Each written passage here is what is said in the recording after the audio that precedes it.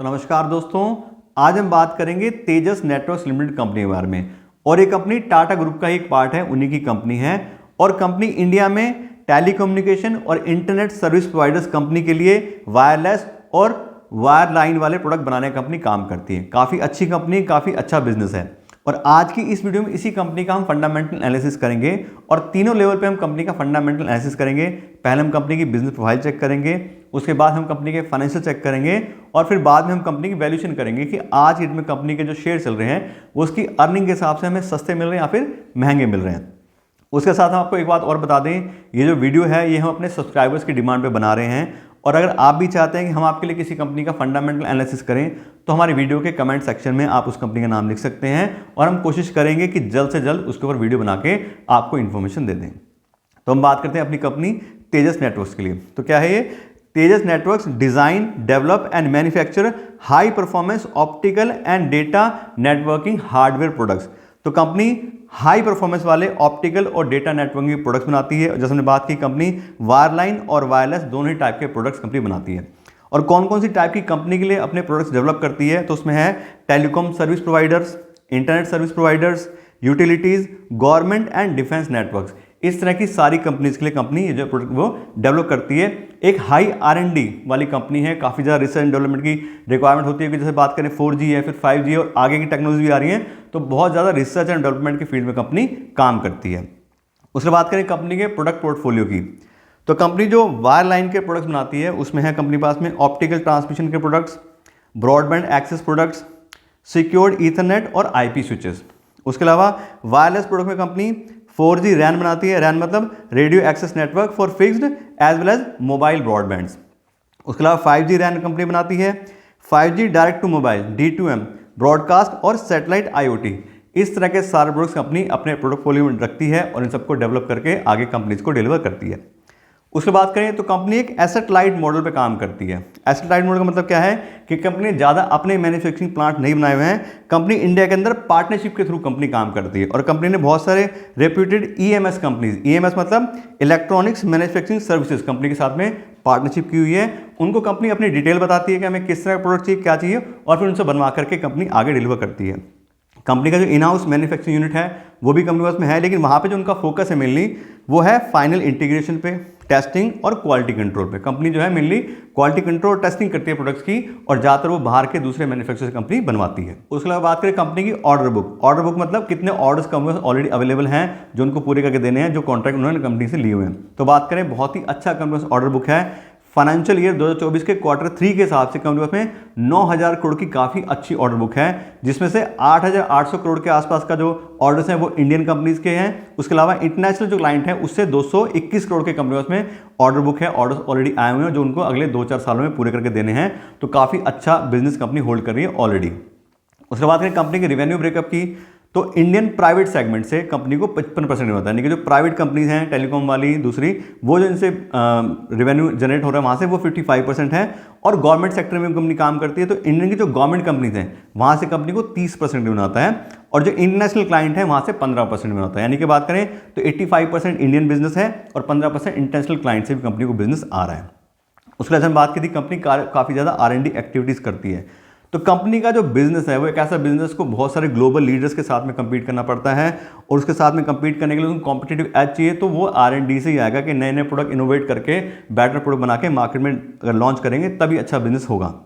उसके लिए कंपनी बात करें तो 2022 के अंदर, फाइनेंशियल 2022 के अंदर कंपनी ने अपनी R&D एक्टिविटीज के ऊपर 25% का जो टोटल रेवेन्यू उसका अमाउंट जो है वो इन्वेस्ट किया था। 25% काफ़ी हाई होता है, जनरली 6-7-8% तक लोग इन्वेस्ट करते हैं, लेकिन इस कंपनी ने 25% का बहुत ही अच्छा अमाउंट अपनी रिसर्च एंड डेवलपमेंट की एक्टिविटीज़ पे खर्च करती है, जिससे इनोवेटिव प्रोडक्ट कंपनी ला सके।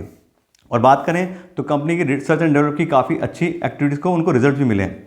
आज की डेट में कंपनी के पास में 350 पेटेंट्स हैं। उसके अलावा 300 से ज़्यादा सिलिकॉन IPs हैं जो कंपनी के पास अपने हैं। उसकी वजह से कंपनी को काफ़ी अच्छी कॉम्पिटिशन एज भी मिलती है। लेकिन फिर भी बात करें तो अभी भी जो ग्लोबल प्लेयर्स हैं वहाँ से कंपनी को काफ़ी ज़्यादा कॉम्पिटिशन मिलता है। कौन कौन से हैं? उसमें नोकिया है, हवाई है, सिना है। अब इसमें क्या है कि ये कंपनियां बहुत पुरानी हैं, बहुत ज़्यादा इनके पास में डाइवर्सिफाइड प्रोडक्ट भी है और एक्सपीरियंस भी है। तो उससे देखें तो काफ़ी ज़्यादा कंपटीशन में ये कंपनी इन ग्लोबल प्लेयर्स के साथ में रहती है। लेकिन अभी कंपनी को फिलहाल एक कॉम्पिटिटिव एडवांटेज भी मिलनी शुरू हो गई है। कैसे कि गवर्नमेंट ऑफ इंडिया ने नए सिक्योरिटी गाइडलाइंस इशू करे हैं, जिसमें उन्होंने बैन कर दिया है बहुत सारी कंपनियों से टेलीकम्युनिकेशन के प्रोडक्ट को इंपोर्ट करना। तो अगर दूसरी कंट्री से इंपोर्ट कम होगा तो बट ऑब्वियसली जो इंडियन कंपनीज हैं उनको ज़्यादा ऑर्डर्स मिलेंगे। और बात करें तो इस तरह की जो इक्विपमेंट बनाने वाली कंपनी है वो बहुत कम है इंडिया के अंदर। ज़्यादातर कंपनियां जो ज़्यादातर माल है वो बाहर से ही एक्सपोर्ट होता था, तो उसका एडवांटेज जो इंडिया में इसको मिलेगा। दूसरा जो इंटरनेशनल क्लाइंट है इनके, तो बात करें जो चाइना के साथ में लोगों का जियोपॉलिटिकल टेंशन चल रहा है कि दूसरे देश चाइना से कम जो है बिजनेस करना चाह रहे हैं, तो अगर वो इंडिया में आएंगे तो इस तरह की कंपनीज को फायदा होगा और ज़्यादातर ऑर्डर्स भी ये कंपनी जो है वो ले पाएगी। तो इस हिसाब से कुल मिला के बात करें तो मेरे हिसाब से काफ़ी अच्छी कंपनी, काफ़ी अच्छा बिजनेस है। जैसे मैंने बात की टाटा ग्रुप की कंपनी है भी स्मॉल कैप में ही, लेकिन फिर भी कंपनी काफ़ी अच्छा एक्सेस रखती है गवर्नमेंट की कंपनी के साथ भी, प्राइवेट कंपनी के साथ भी। और साथ साथ बात करें तो काफ़ी अच्छे पेटेंट्स भी हैं और साथ साथ कंपनी ऑर्डर बुक भी अच्छी है जो है ऑलरेडी लेके बैठी है। तो कुल बात करें तो बिजनेस वाइज तो मुझे काफ़ी अच्छी कंपनी है लग रही है। तो अभी तक तो बात कर ली हमने कंपनी के बिजनेस प्रोफाइल की, कंपनी क्या बिजनेस करती है, क्या क्या चीज़ें हैं। अब हम बात करते हैं कंपनी के फाइनेंशियल के बारे में। तो अब हम करेंगे कंपनी का फाइनेंशियल एनालिसिस। और किसी भी कंपनी का फाइनेंशियल एनालिसिस करने के लिए मैं पिछले 5 साल का डेटा यूज़ करता हूँ, जिससे हमें कंपनी के बारे में अच्छे से नॉलेज मिल सके। और यहाँ पर देखें कंपनी पिछले 5 साल का डेटा, तो सबसे पहला जो हम पैरामीटर चेक करते हैं वो था रेवेन्यू।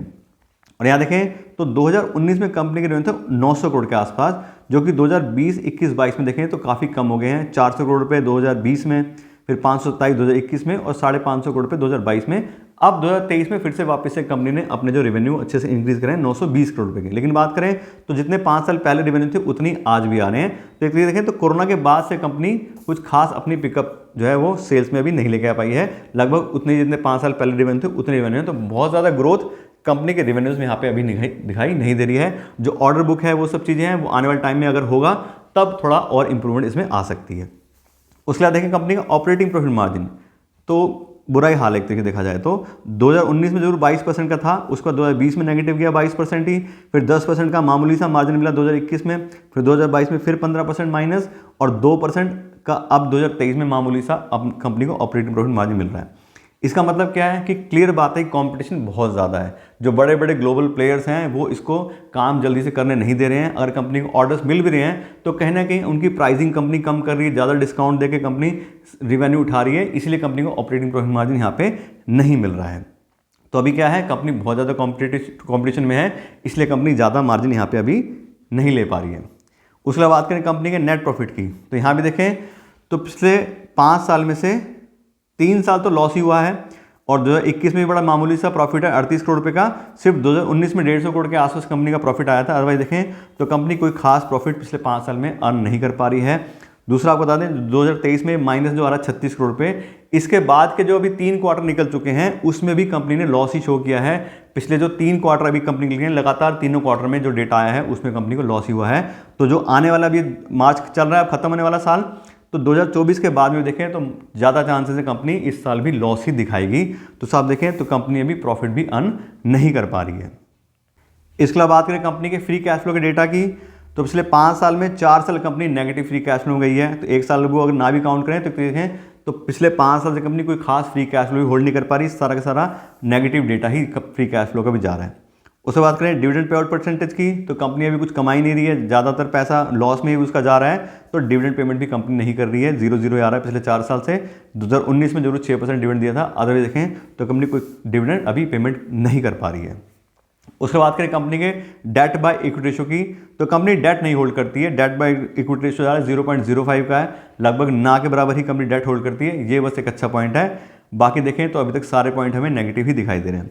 उसके बाद बात करें रिटर्न ऑन इक्विटी की, अब क्योंकि कंपनी लॉस में जा रही है तो रिटर्न ऑन इक्विटी भी नेगेटिव है।